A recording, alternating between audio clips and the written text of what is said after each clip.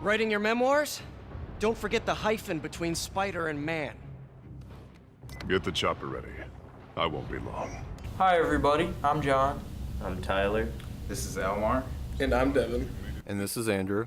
So we claim that Spider-Man gives players empowerment, allowing them to feel like Spider-Man himself with all of his superpowers.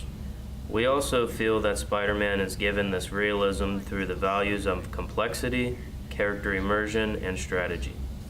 Other games that I have played that sort of amplify this superhero empowerment would be including sort of like Arkham, the Arkham series, Assassin's Creed, and Shadow of Mordor, because it has that progression where the more you play, the stronger a superhero you become.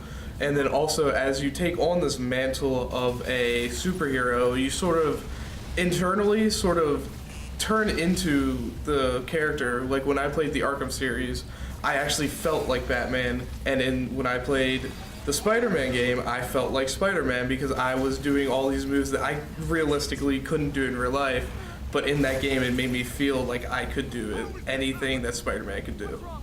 The thing that I like about the game that made it feel more natural to me was that you could grab things in your environment while you're fighting to use to beat your enemies, as well as some of the cutscenes being where you just wake up in your bed and grab breakfast and stuff like that to make it feel more as you're just playing the character and not just playing a superhero.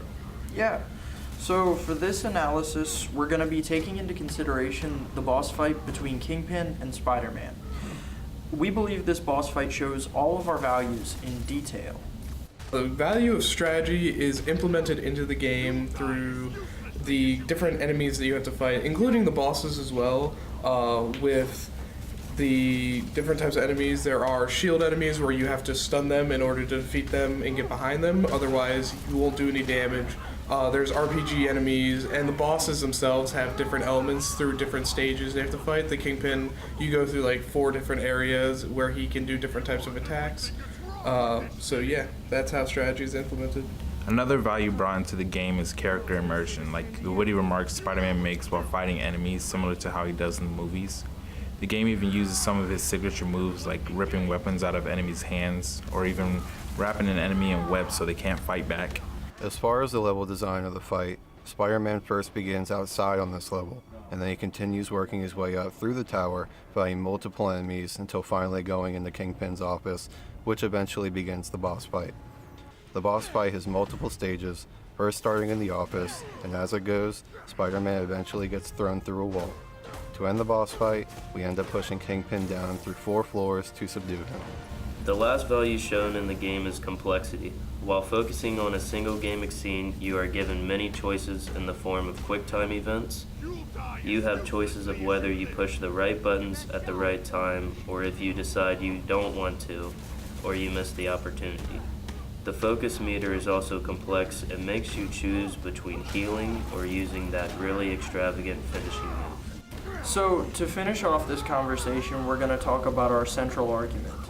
Our central argument is that this game gives you the most realistic experience as the character any game has given us to date. One thing that I think that makes it feel so realistic is what I've said before, those witty remarks, just because I feel like that's Spider-Man, you know, when he's fighting just regular criminals in the street, you know, he always has a punchline, always has a joke to say with it.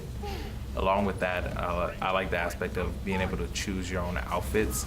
You can choose like outfits from like the original Spider-Man, or even just like the outfits that he made himself so he can go out crime fighting. Okay, another value of this game that I have to talk about, I have to bring up my earlier statements about how it compares to other games such as the Arkham series, the Batman games as other people like to call them. It has to go into the stealth aspect where you can either go in 2 different directions. You can either fight everyone or try a stealth aspect, and you center your game around that.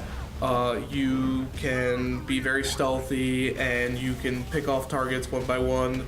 The Arkham games very much encourage that. I don't really believe that the Spider-Man games encourage that as much as the Batman games do, but you can still go down that route. Alright guys, that was our analysis of the Spider-Man video game. Thanks for listening.